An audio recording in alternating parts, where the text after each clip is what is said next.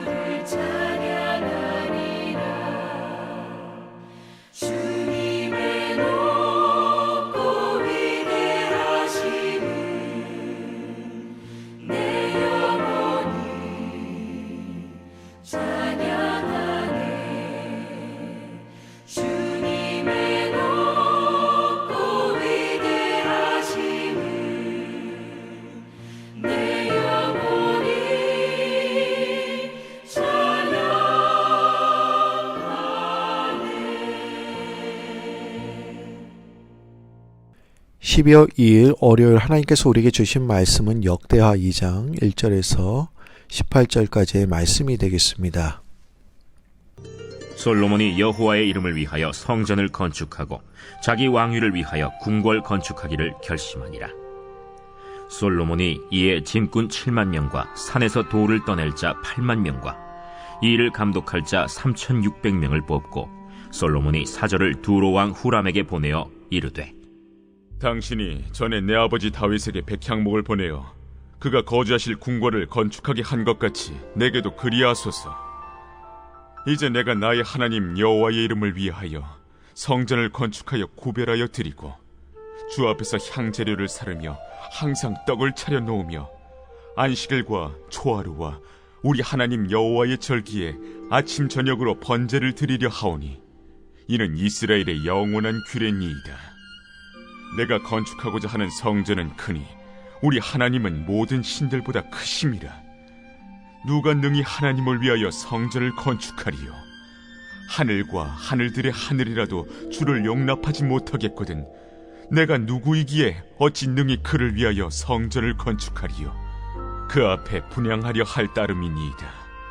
이제 청하건대 당신은 금, 은, 동, 철로 제조하며 자색, 홍색, 청색 실로 직조하며 또 아로 새길 줄 아는 재주 있는 사람 하나를 내게 보내어 내 아버지 다윗이 유다와 예루살렘에서 준비한 나의 재주 있는 사람들과 함께 일하게 하고 또 레바논에서 백향목과 잣나무와 백단목을 내게로 보내소서.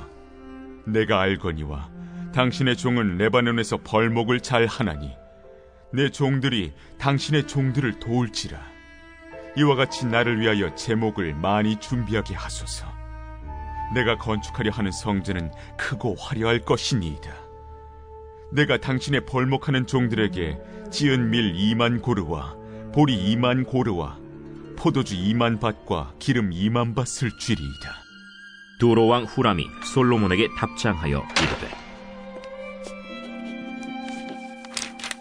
여호와께서 자기 백성을 사랑하심으로 당신을 세워 그들의 왕을 삼으셨도다. 천지를 지으신 이스라엘의 하나님 여호와는 송축을 받으실지로다. 다윗 왕에게 지혜로운 아들을 주시고 명철과 총명을 주시사 능히 여호와를 위하여 성전을 건축하고 자기 왕위를 위하여 궁궐을 건축하게 하시도다. 내가 이제 재주 있고 총명한 사람을 보내오니 전에 내 아버지 후람에게 속하였던 자라. 이 사람은 단의 여자들 중 한 여인의 아들이요 그의 아버지는 두로 사람이라. 능히 금, 은, 동, 철과 돌과 나무와 자색, 정색, 홍색 실과 가는 배로 일을 잘하며 또 모든 아로 새기는 일에 익숙하고 모든 기묘한 양식에 능한 자이니 그에게 당신의 재주 있는 사람들과 당신의 아버지 내 주 다윗의 재주 있는 사람들과 함께 일하게 하소서.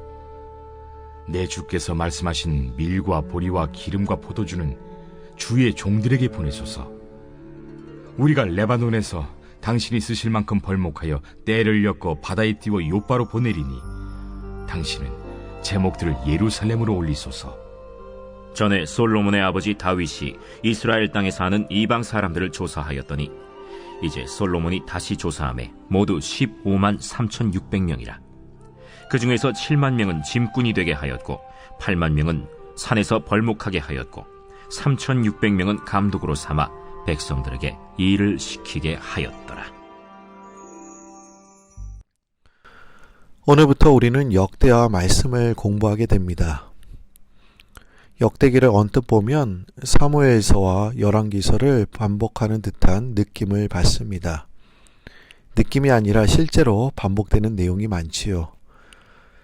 그러나 사무엘서와 열왕기서는 선지자적인 관점으로 역사적인 측면을 강조하고 있지만 역대기는 제사장적인 관점에서 해석하고 있습니다. 제사장적인 관점에서 기록되어 있기 때문에 사무엘서와 열왕기서에 발견되지 않는 율법과 제사장, 노래하는 자, 문지기 등 성전과 관련된 세부사항이 등장하고 있습니다. 그러기에 여러분들이 열왕기서를 통해 배운 내용을 기초로 해서 역대기서를 읽어보시면 잘 이해하실 것 같습니다. 오늘 본문 말씀은 솔로몬이 성전 건축에 착수하는 내용입니다. 성전 건축은 본래 다윗이 생전에 몹시 소망하던 일이었습니다. 그러나 다윗은 하나님의 거절과 여러 복합적인 요인으로 인하여 성전 건축을 위한 준비만 했을 뿐 실제 건축은 그의 아들인 솔로몬에게 미루어지게 되었습니다.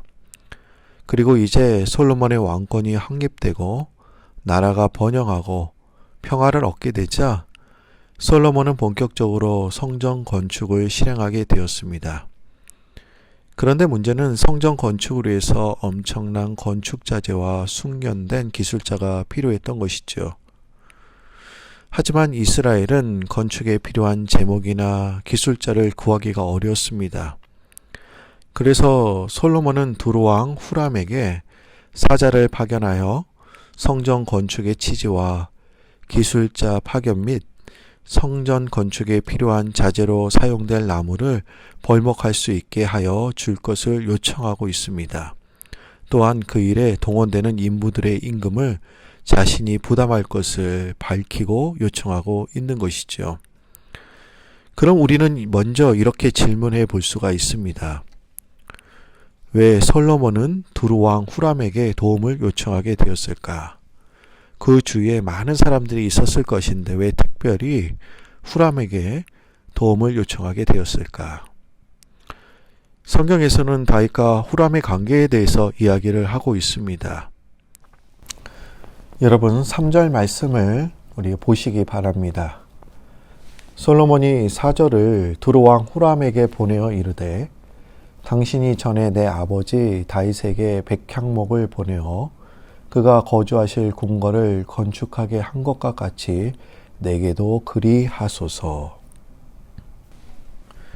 다윗이 두루왕 후람에게 이스라엘에 없는 백향목을 요청하여 그것을 받아 궁궐을 건축한 것을 보아 다윗과 후람은 보통 사이는 아니었던 것 같습니다. 우리가 열왕기상을 보시면 다윗과 후람의 관계가 어떠했는지 명확하게 알 수 있는데 이렇게 기록되어 있습니다. 후람이 평생에 다윗을 사랑하였다라고 기록하고 있어요. 그러니까 여러분 이 다윗과 후람의 관계가 솔로몬이 세운 계획을 수월하게 해 주었다는 것이죠. 이처럼 누군가와 두터운 관계를 쌓아간다는 것은 내일을 준비하는 적극적인 투자라고도 우리가 말할 수가 있습니다. 성경에서는 가장 아름다운 우정으로 다윗과 요나단의 관계를 말해주고 있지요. 사실 요즘은 친구는 많습니다마는 진실한 우정을 찾아보기가 힘듭니다. 하나님은 우리를 홀로 살게 하시려고 세상에 보낸 것이 절대로 아니죠.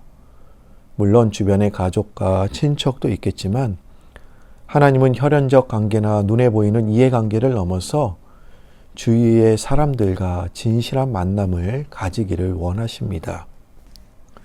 성경에서는 예수님을 진실한 친구로 묘사하고 있습니다. 그것은 믿음의 사람들이 예수님과 바른 관계를 유지하는 것처럼 주변에 신실한 친구가 되어야 한다라고 말해주고 있는 것이지요. 다윗이 두루왕 후람과 두터운 믿음과 우정을 쌓아왔기 때문에 그 덕택에 솔로몬은 이스라엘에서 생산되지 않는 레바논의 백향목을 구할 수 있게 된 것입니다. 여러분 그런 면에서 전도도 마찬가지입니다. 우리가 요새는 코로나 바이러스로 인해서 전도하는 게 힘들어졌습니다. 그런데 우리가 이전에 전도를 잘 하려면 어떻게 해야 될까? 친구를 많이 사귀어야 하지요. 이런 분들이 있습니다. 자신의 행동 반경이 회사나 교회, 집이라고 하면서 친구가 없어서 전도할 사람이 없다고 이야기하는 분들이 있더라고요. 그러나 성경에서는 이런 분들에게 친구를 만들어라 라고 말씀하고 있고요. 그들과 친밀한 관계를 만들고 그 후에 그리스도의 복음을 전하라고 말씀하고 있습니다. 그런데 우리가 이 말씀을 통해서 더 중요하게 우리가 봐야 될 것은 우리가 이스라엘 백성이라고 하면 배타적 선민의식에 사로잡혀 무조건 이방인을 배척한 것으로 알고 있죠. 그러나 여러분 이것은 잘못된 오해입니다. 이스라엘 백성들이 배타적 선민의식을 갖게 된 것은 바벨론 포로기 이후죠. 그것은 기한한 유대인들이 선민의 혈통과 신앙의 순수성을 보존하기 위하여 선민의식을 강조한 겁니다. 그런데 점차 세월이 흐르면서 유대인들은 하나님께서 이스라엘을 택하신 목적을 깨닫지 못하고 오직 자신들만 구원을 얻는다는 생각을 하게 된 것입니다. 그리고 심지어는 유대인이라는 이유 하나만으로 자신들은 구원을 얻는 반면에 이방인들은 이방인이라는 이유 하나만으로 지옥의 땔감이 될 것이라고 생각한 것이지요. 하나님께서 우리를 택하신 이유는 우리로 선민의식에 사로잡혀 세상에 담을 쌓고 폐쇄적인 삶을 살라고 하신 것이 절대로 아닙니다. 세상을 구원하는 통로가 되게 하시기 위해서 우리를 선택하신 것이지요. 우리는 하나님의 영광을 위하고 세상 사람들로 하나님의 은혜에 참여케 하기 위한 일이라면 적극적으로 세상 사람들과 좋은 관계로 유지해야 하며 또 그들에게 도움을 청할 수 있어야 합니다. 또한 세상 사람들이 훌륭한 점이 있다고 한다면 교회에서도 적극적으로 수용해야 하는 것이지요. 만일 솔로몬이 이방인을 짐승처럼 여기고 배타시하는 태도를 가지고 자기만의 기술만으로 성전을 지었다면 어떻게 되었을까요? 아직 건축술이 제대로 발달하지 못한 이스라엘 사람들의 손으로만 만들어졌을 것이며 그 결과 솔로몬 성전은 본래 의도된 대로 건축되지 못하고 그저 재료만 그럴싸한 거칠고 투박한 성전이 되고 말았을 것입니다. 그러게 우리는 주의 일을 하는 데 있어서 우리끼리의 자세를 경계해야 합니다. 우리가 우리끼리의 자세만 취한다면 하나님의 영광을 위해서도 우리의 발전을 위해서도 아무것도 할 수가 없습니다. 그러기에 우리는 세상을 향하여 문을 활짝 열어두고 그들에게 배울 점이 있다면 그것을 적극적으로 수용하고 그들과 좋은 관계를 유지하면서 복음을 전할 기회도 만들어야 합니다. 여러분, 솔로몬이 성전을 건축하기로 결심한 이유가 무엇일까요? 오늘 그 이유가 1절에 나와 있는데 우리가 1절 말씀을 보시기 바랍니다. 솔로몬이 여호와의 이름을 위하여 성전을 건축하고 자기 왕위를 위하여 궁궐 건축하기를 결심하니라. 솔로몬이 성전을 건축하기로 결심한 이유는 여호와의 이름 때문이었습니다. 여러분, 여호와의 이름은 단순히 여호와의 이름을 지칭하기보다는 여호와의 존재 자체 또는 그 영광을 가리키죠. 그러기에 솔로몬이 성전을 건축하고자 한 것은 여호와의 영광을 위한 것이었습니다. 그런데 우리가 여호와의 영광을 위해서 살아간다. 우리가 세상에서 여호와의 영광을 위해서 살아갈 때 중요한 것은 여기에 있습니다. 성도들은 각자가 하나님의 영광을 위하여 각 분야에서 최고의 전문가, 기술자가 되기 위해서 노력을 해야 합니다. 지금 이 시대는 각자 자기의 분야에 합당한 전문성이 요구되는 시대죠. 우리가 가진 능력의 정도로 우리의 가치가 결정되기도 하죠.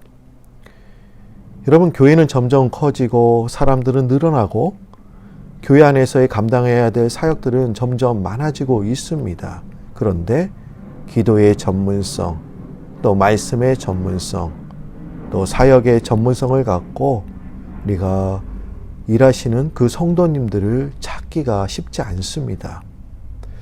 과연 우리는 어떤 사람이 되어야 될까? 우리가 보시면 성경에서도 신약에 이렇게 이야기하고 있지 않습니까? 항상 모든 일에 전심전력하여 너희의 진보를 사람들에게 보여주어라. 예, 그렇습니다. 우리가 전심전력해서 우리의 진보를 사람들에게 보여줄 뿐만 아니라 우리는 자신의 분야에서 또 최고의 전문가가 되어서 하나님께 영광을 올려드려야 하는 것이지요. 오늘 솔로몬은 성전을 건축하면서 이런 이야기를 해요. 5절과 6절 말씀인데 우리가 5절과 6절 말씀을 우리 다 같이 보도록 하겠습니다.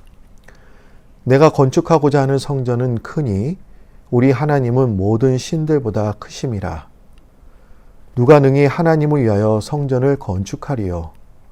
하늘과 하늘들의 하늘이라도 주를 용납하지 못하겠거든 내가 누구이기에 어찌 능히 그를 위하여 성전을 건축하리요. 그 앞에 분향하려 할 따름이니이다. 솔로몬은 하나님이 거하실 성전도 웅장하고 화려하게 지어야 하겠지만 그러한 큰 성전이라도 하나님을 용납할 수 없다고 고백하고 있습니다. 하나님은 이 땅에 어떤 건물이라도 가두어 둘 수 없는 분이시죠. 그 이유는 하나님이 이 세상의 창조주이시고 우주보다도 더 크신 분이기 때문에 그렇습니다. 여러분, 일반적으로 건물의 가치는 그 크기나 화려함으로 결정될 때가 많이 있습니다. 건물의 양식이나 역사적 사료의 가치 등으로 건물의 가치가 매겨지기도 하지만 신축 건물은 그 크기나 화려함으로 그 가치가 정해지기 마련입니다. 그러나 여러분, 교회는 다르죠. 교회는 아무리 건물이 크고 화려해도 전혀 가치가 없을 수도 있고 아무리 초라해도 그 어떤 화려한 건물보다 가치가 있을 수 있습니다. 그럼 여러분, 그 가치가 높아질 수 있는 그 기준이 무엇입니까? 그것은 바로 하나님이 그곳에 임재하고 계시느냐입니다. 하나님이 임재하시는 곳은 아무리 초라한 곳이라도 영광스럽고 가치 있는 곳이 되며 하나님이 임재하시지 않는 곳은 아무리 크고 화려해도 무의미한 곳이 될 것입니다. 그러기에 우리가 성전을 지으려고 할 때 가장 고려해야 될 점은 하나님이 임재하실 수 있는 그 공간과 초소가 되도록 우리가 그것을 염두에 두고 성전을 지어야 하는 것이지요. 여러분, 교회의 가치는 바로 성도들의 믿음과 우리가 드리는 예배를 통해서 드러나는 것입니다. 교회의 크기와 수, 화려함으로 판단했던 우리의 신앙을 오늘 이 시간 바로 교정하시고 예배를 통해서 하나님의 임재를 경험하시는 우리 프라미스 성도님들이 되시기를 소망합니다. 다 같이 기도드립니다. 하나님 아버지, 참 고맙습니다. 저희들에게 귀한 하루를 허락해 주시고 이렇게 이 아침에 하나님의 말씀을 듣게 하여 주시니 참 감사합니다. 어제 주일부터 성전 예배가 아닌 온라인 예배로 저희들이 예배를 드리게 되었지만 지난 4개월간 그 훈련을 통해서 또 어떻게 가정에서 예배를 드려야 되는지 알게 되었기에 또 성전에서가 아닌 가정이지만 그곳에서 하나님의 영광과 임재를 경험할 수 있도록 도와주시니 참 감사합니다. 오늘 솔로몬의 건축 가정의 그런 스토리를 통해서 과연 우리가 이웃들 간의 관계가 어떠해야 되는지 또한 알게 하여 주시고 우리가 그들이 세상 사람들이라고 해서 무조건 무시하고 배척하는 것이 아니라 그들에게도 배울 것이 있다면 우리가 그것을 적극적으로 수용할 수 있도록 도와주옵소서. 오늘 성전 건물을 통해서 그 성전 건물의 크기와 화려함이 중요한 것이 아니라 하나님의 성전에 하나님이 임재하시냐 그것이 더 중요함을 저희들에게 알려주셨사오니 하나님, 우리의 믿음과 우리가 드리는 예배를 통해서 하나님의 그 영광과 임재가 나타날 수 있도록 주님 도와주옵소서. 하나님, 우리의 잘못된 신앙을 이 시간에 바로 고쳐주시고 우리가 진정으로 오늘 예배를 통해서 하나님의 임재를 경험하며 하나님의 영광을 위해서 오늘 하루도 살아가는 저희들 되게 하여 주옵소서. 하나님, 이제 내일이면 대통령 선거가 또한 있게 됩니다. 하나님을 두려워하는 대통령이 뽑혀서 이 어려운 때에 이 미국을 잘 이끌어 나갈 수 있도록 주님 도와주시고 또한 우리 미국이 경제적으로 또한 부흥할 뿐만 아니라 종교도 정신으로 온전히 돌아가는 하나님 말씀 가운데 세워지는 나라가 될 수 있도록 도와주옵소서. 또한 주 하나님, 질병으로 고통받는 우리 한우분들이 많이 계십니다.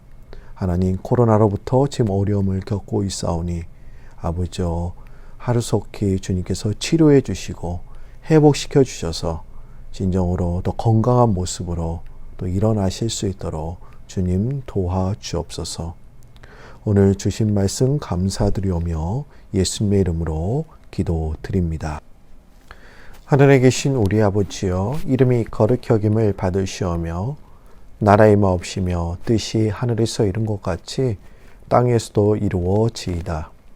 오늘날 우리에게 일용할 양식을 주옵시고 우리가 우리에게 죄진 자를 사하여 준 것 같이 우리 죄를 사하여 주옵시고 우리를 시험에 들게 하지 마옵시고 다만 악에서 구하옵소서. 내게 나라와 권세와 영광이 아버지께 영원히 있사옵나이다. 아멘. 우리 모두 다 같이 오늘 주신 말씀을 붙잡고 기도하겠습니다. 주여